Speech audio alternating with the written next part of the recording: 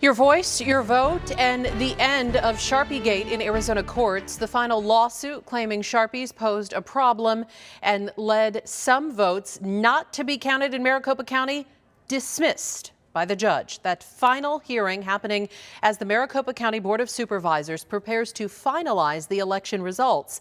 ABC 15's Nicole Valdez has been following this normally routine process and the lawsuits that made it such a sticking point in all this. Nicole, what did the supervisors bring up this afternoon?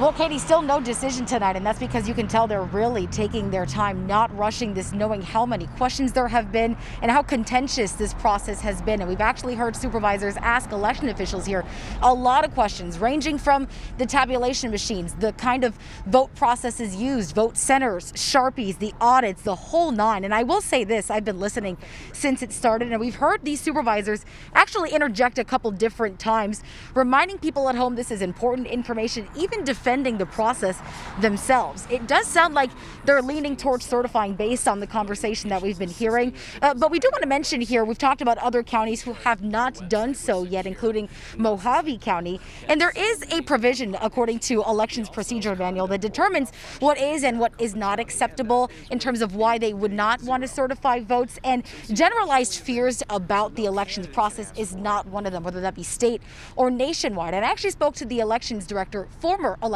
director Eric Spencer, who still says that he kind of understands the amount of pressure that exists for these supervisors casting these votes.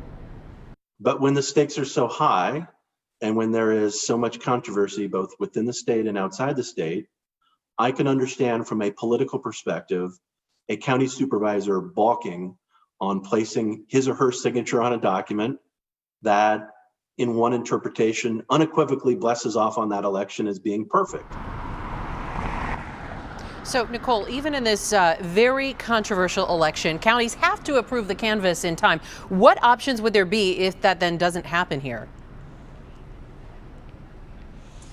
Well, first, I do want to say the Secretary of State will likely not let that happen. She's told me in the past she is prepared to take counties to court to compel them to certify those votes if they don't do it by the deadline. But there is a little bit of kind of a cushion there, and that is the difference in the deadlines. The county's deadline next week, Monday, and then the state's on November 30th. So there is about a week that kind of gives them a safety net. If they still don't come to a decision by the 23rd, that'll let them still be able to report so the county can go ahead and certify their results there. But really, you know, at this point, the Secretary of State does know the results, so she can at least start preparing that canvass.